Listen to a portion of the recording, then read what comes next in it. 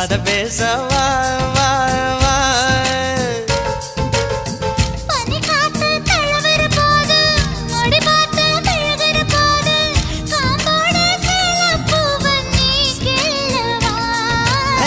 கொடமா